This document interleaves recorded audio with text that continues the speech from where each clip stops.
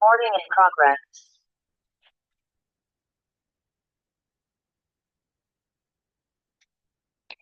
Assalamualaikum warahmatullahi wabarakatuh. Izin memperkenalkan diri, nama saya Najla Kila Musyafa dengan NIM 22501912006.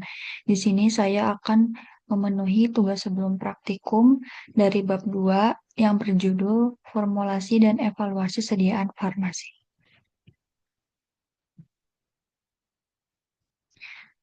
Yang pertama itu ada dari evaluasi tablet. Evaluasi, evaluasi tablet ini adalah serangkaian pengujian untuk menilai kualitas tablet, memastikan kesesuaian dengan standar dan spesifikasi yang ditetapkan untuk obat. Nah, tujuannya dari evaluasi tablet ini adalah untuk menilai kualitas obat, mengidentifikasi kerusakan, dan memastikan kinerja obat. Lalu selanjutnya dari jenis-jenis evaluasi tablet ini ada beberapa evaluasi di antaranya yang pertama itu ada uji organoleptik. Nah, uji organoleptik ini tablet itu diamati secara visual untuk menilai bentuk, warna, bau, dan rasa yang bertujuan untuk memastikan konsistensi dan kualitas produk obat. Lalu selanjutnya yang kedua ada keseragaman ukuran. Keseragaman ukuran ini adalah suatu proses pengujian kualitas yang dilakukan untuk memastikan produk tablet memiliki dimensi yang konsisten, baik diameternya maupun ketebalannya, sesuai dengan standar dan spesifikasi yang telah ditentukan.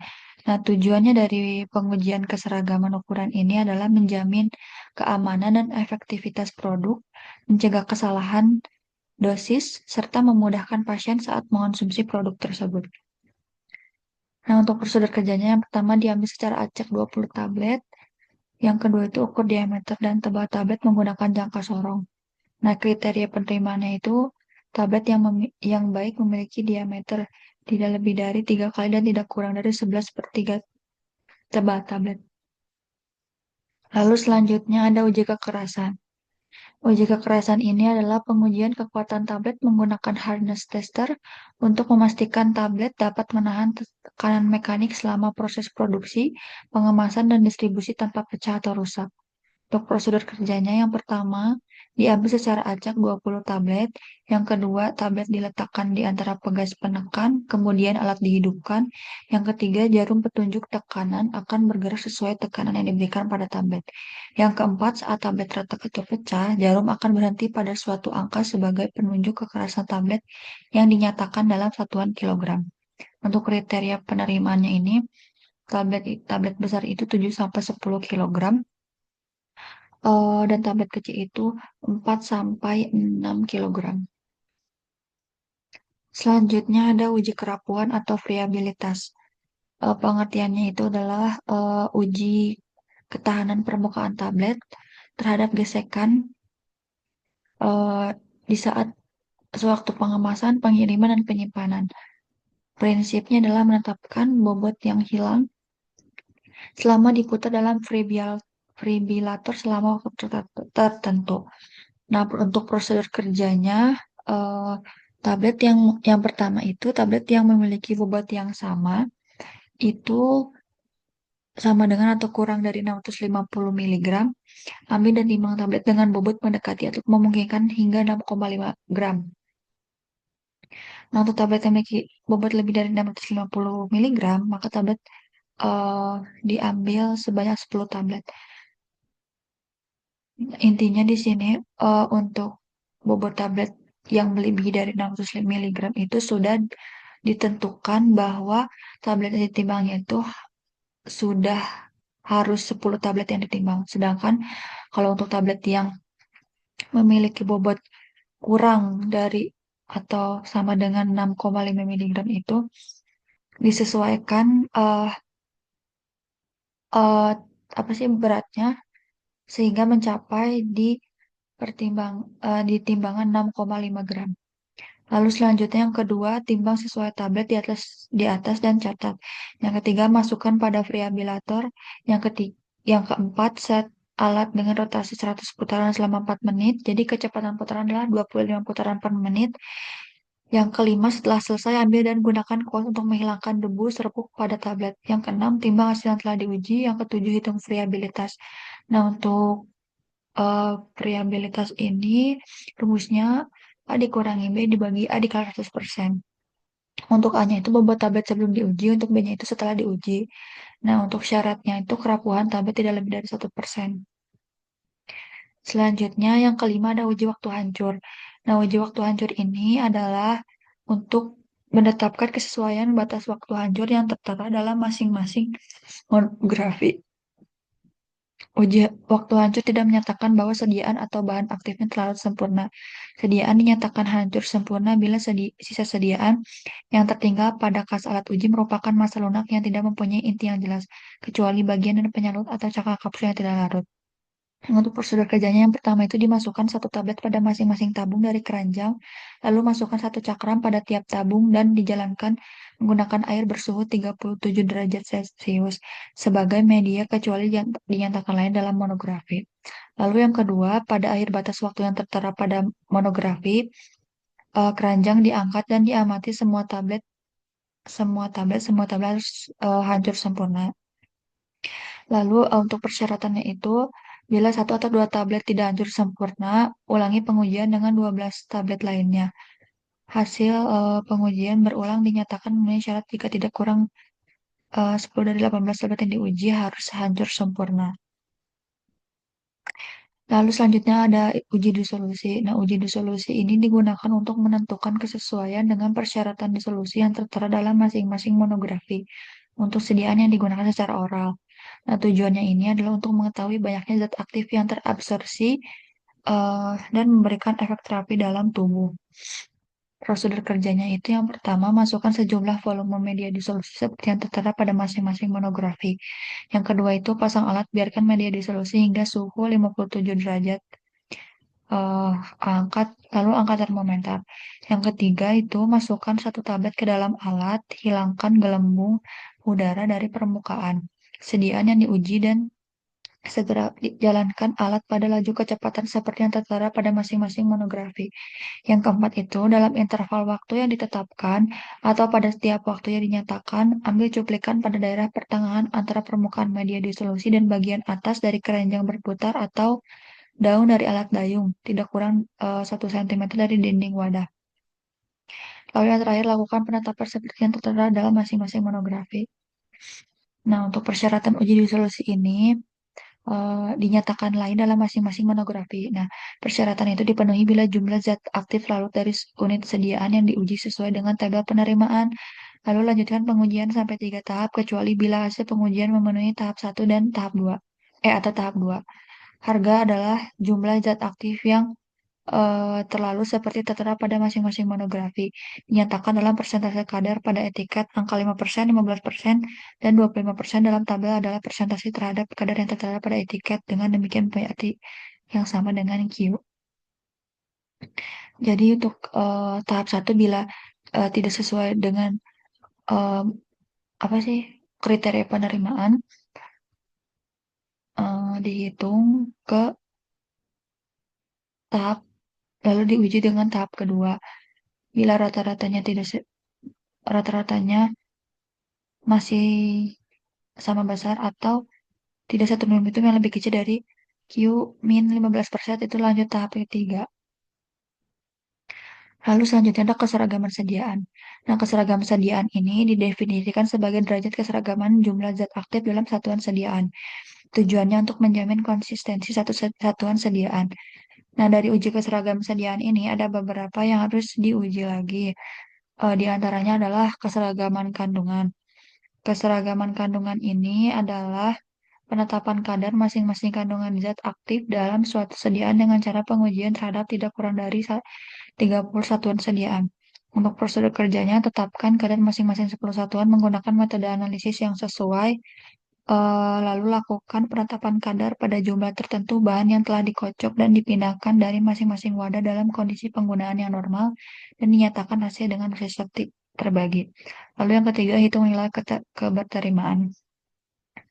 Nah, untuk tipe yang tidak bersalut itu, dosis dari perbandingan zat aktifnya itu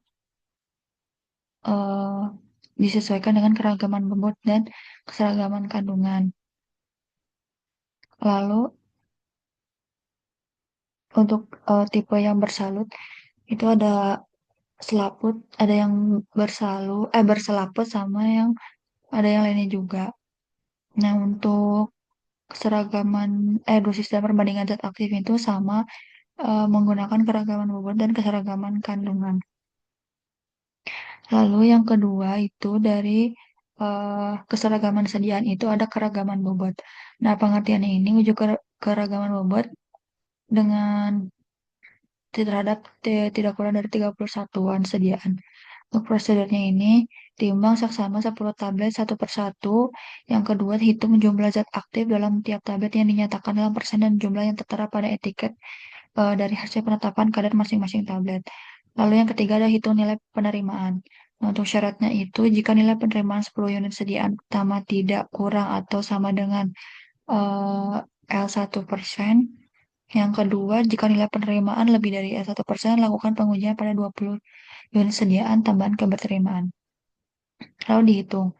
Yang ketiga, jika memenuhi syarat, itu jika nilai penerimaan harinya dari 30 unit sediaan kurang atau sama dengan L1% dan tidak ada satupun unit dari 1 dikurangi 0,1 dikali 12 atau tidak satu unit pun dari eh, apa 1 dikali 0,01 kali L2 seperti tertera pada perhitungan nilai penerimaan dalam keseragaman kandungan atau keragaman bobot. Kecuali nyatakan lain, L1 adalah 15 dan 12 adalah 2 dan L2 adalah 25. Ini untuk nilai keberterimaan menggunakan rumus yang ada di atas. Itu untuk keterangannya, X ini adalah hasil analisis kadar, X rata-rata, W itu bobot kapsul, terus A itu kandungan zat aktif, K itu konstanta, S itu simpangan baku, dan M itu nilai rujukan. Lalu di sini ada keterangan variabel ini untuk persyaratannya untuk eh, nilai keberterimaan.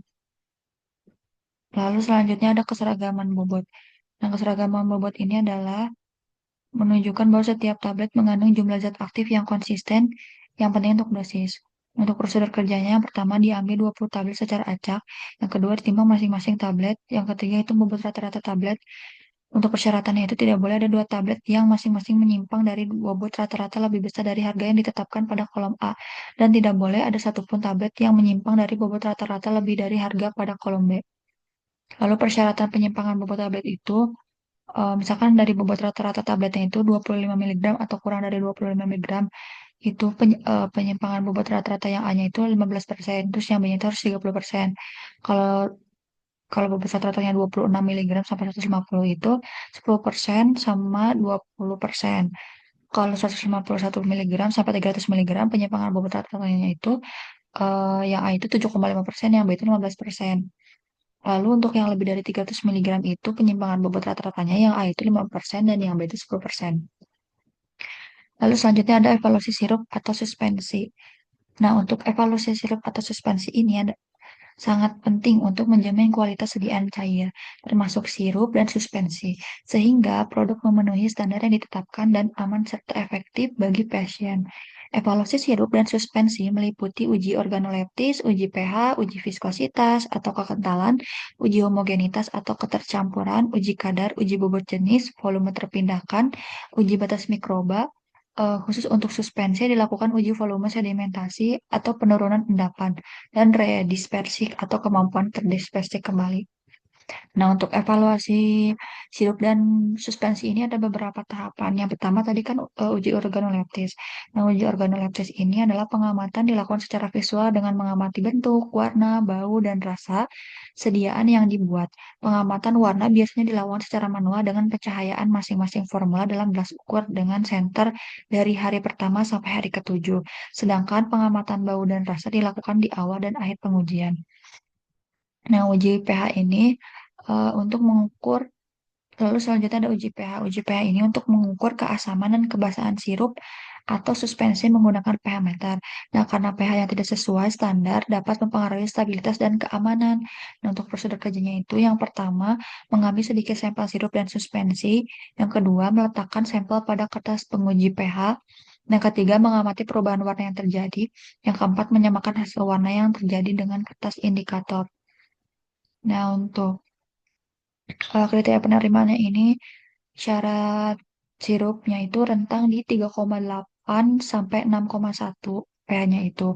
Nah, untuk suspensi itu di rentang 4 sampai 7. Nah, biasanya kalau untuk uji pH ini, untuk sekarang itu seringnya menggunakan pH meter. Nah, untuk prosedur kerja yang di sini itu menggunakan pH apa sih? pH yang pakai kertas itu. Nah, kalau untuk menggunakan pH meter itu tinggal diambil sedikit sepa sirup dan suspensi yang sudah di apa di disimpan di beker glass lalu langsung diuji memakai pH meter. Lalu biasanya langsung muncul pH yang ada di dalam sirup atau suspensi tersebut. Lalu selanjutnya yang ketiga ada uji viskositas. Nah, uji viskositas ini adalah suatu sifat cairan yang berhubungan erat dengan hambatan untuk mengalir. Kekentalan didefinisikan sebagai gaya yang diperlukan untuk menggerakkan secara berkesinambungan suatu permukaan datar melewati permukaan datar lain dalam kondisi mapan tertentu bila ruang di antara permukaan tersebut diisi dengan cairan yang akan ditentukan kekentalannya. Untuk prosedur kerjanya, yang pertama itu memasukkan air ke dalam viskometer Oswald hingga tanda batas yang telah ditentukan. Lalu selanjutnya ada mencatat waktu air mengalir dari tanda batas atas sampai tanda batas bawah menggunakan stopwatch. Terus yang ketiga memasukkan sirup atau suspensi pada viskometer Oswald sampai batas yang ditentukan mengeluarkan air bersama dengan start stopwatch. Lalu yang keempat mencatat waktu sirup dan suspensi mengalir dari tanda batas atas sampai tanda batas bawah menggunakan stopwatch. Lalu yang kelima menghitung nilai viskositasnya. Kriterianya itu viskositas sirup itu 27 sampai 39,6 GPS. Kalau untuk suspensi itu 37 sampai 39 GPS. Lalu selanjutnya ada uji bobot jenis. Nah, untuk uji bobot jenis ini, eh, penetapan bobot jenis ini digunakan hanya untuk cairan, kecuali dinyatakan lain didasarkan pada perbandingan bobot zat di udara pada suhu 25 terhadap bobot air dengan volume dan suhu yang sama. Bila suhu ditetapkan dalam monografi, bobot jenis adalah perbandingan bobot zat di udara pada suhu yang telah ditetapkan terhadap bobot air dengan volume dan suhu yang sama. Untuk prosedur kerjanya itu yang pertama membersihkan piknometer sampai kering, lalu yang kedua menimang piknometer kosong, dan yang ketiga memasukkan air ke dalam piknometer lalu timbang, lalu yang keempat mengatur suhu zat uji kurang lebih 25 derajat Celcius lalu masukkan dalam piknometer buang kelebihan zat uji. Lalu yang kelima menghitung bobot jenisnya. Lalu untuk persyaratannya itu untuk sidaan sirup itu dengan pembawa air itu harus lebih dari 1,2 gram per mili. Sedangkan untuk suspensi itu dengan pembawa air harus lebih dari 100 gram per mili. Lalu selanjutnya ada volume terpindahkan. Nah, untuk volume terpindahkan ini pengertiannya uji dirancang sebagai jaminan bahwa larutan oral yang dikemas dalam wadah dosis ganda dengan volume yang tertera pada etiket tidak lebih dari tidak lebih dan dari 250 mili yang tersedia dalam bentuk sediaan cair yang dikonstitusi dari bentuk padat dengan volume yang ditentukan. Jika dipindahkan dan dari wadah asli akan memberikan volume sediaan seperti yang tertera pada etiket. Untuk prosedur kerjanya yang pertama, tuang isi perlahan-lahan dari tiap wadah ke dalam gelas ukur terpisah dengan kapasitas gelas ukur tidak lebih setengah kali volume yang diukur dan telah dikalibrasi. Yang kedua itu hindari pembentukan gelembung pada waktu penuangan dan diamkan selama tidak lebih dari 50 menit. Lalu yang ketiga, jika telah bebas dari gelembung udara, ukur volume dari tiap campuran. Untuk syaratnya itu volume rata-rata larutan yang diperoleh dari 10 wadah tidak kurang dari 1% dan tidak satupun volume wadah yang kurang dari 95% dari volume yang dinyatakan pada etiket. Jika adalah volume rata-rata kurang dari 100% tertera pada etiket akan tetapi tidak ada satu wadah pun volumenya kurang dari 95% dari volume yang tertera pada etiket atau B lebih dari satu wadah volume kurang dari 95% tetapi tidak kurang dari 90% dan volume yang tertera pada lakukan pengujian terhadap 20 wadah tambahan. Volume rata-rata larutan, suspensi, atau sirup yang diperoleh dari 50 wadah tidak kurang dari 100% dan volume yang tertera pada etiket dan tidak lebih dari 1 dan 50 wadah volume tetapi tidak kurang 90% seperti yang tertera pada etiket.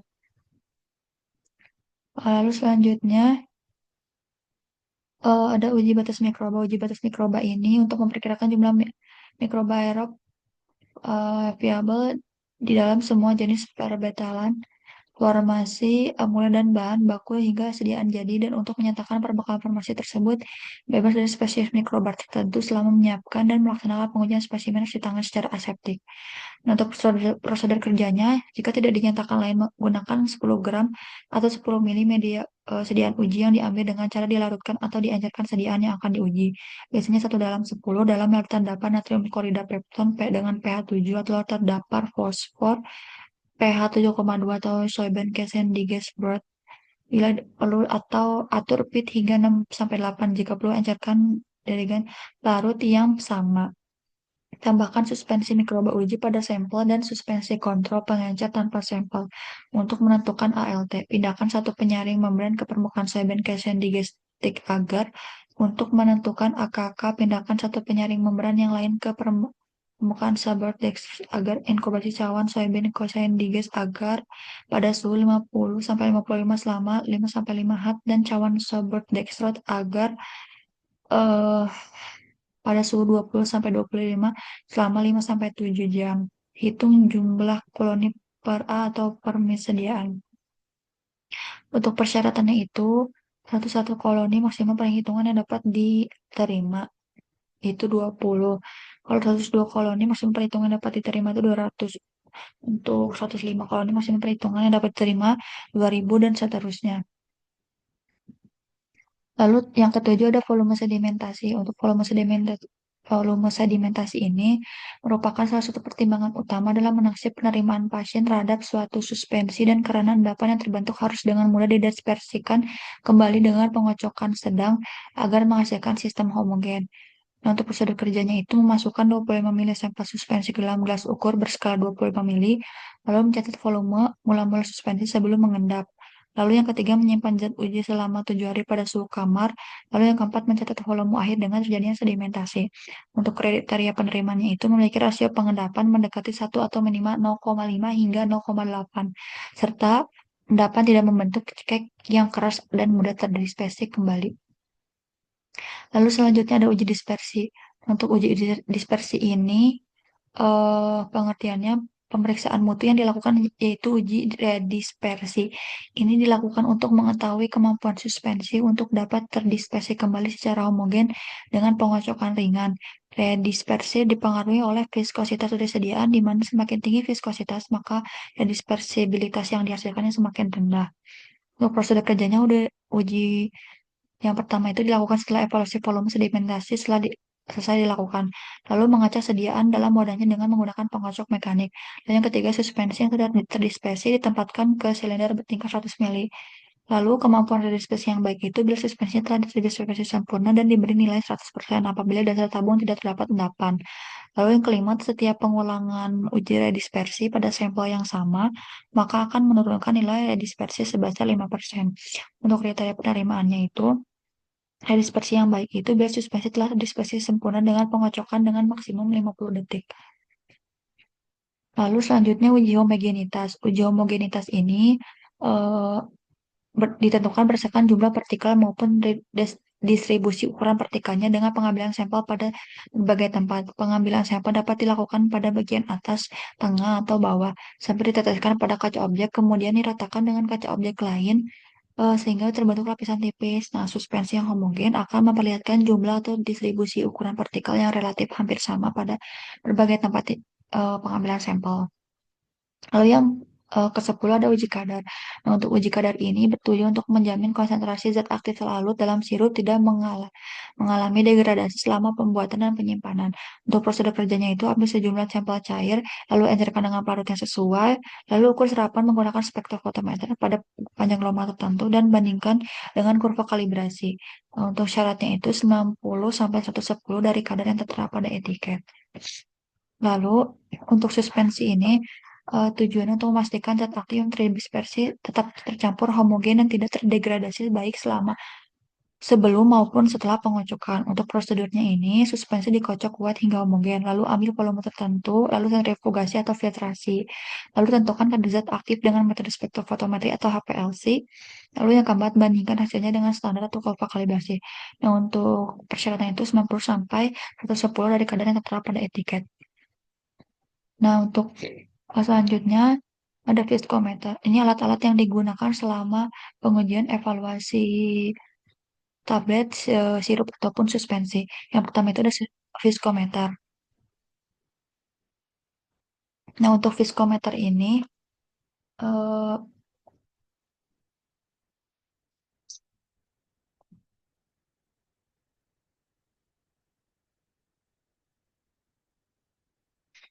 nah untuk viskometer ini adalah instrumen laboratorium yang digunakan untuk mengukur kekentalan dari suatu bahan atau fluida selama pengujian.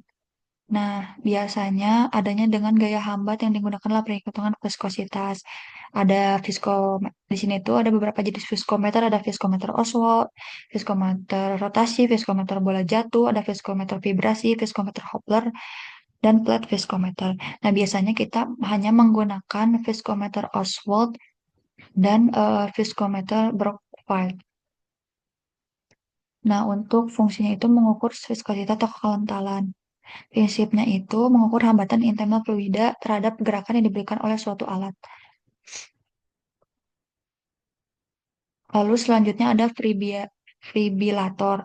Ini itu adalah instrumen yang digunakan untuk menguji daya tahan tablet berupa ketahanannya terhadap gesekan dan pergerakan yang dapat menimbulkan kerapuhan. Nah, fungsinya ini untuk mengukur kerapuhan dan keregasan tablet.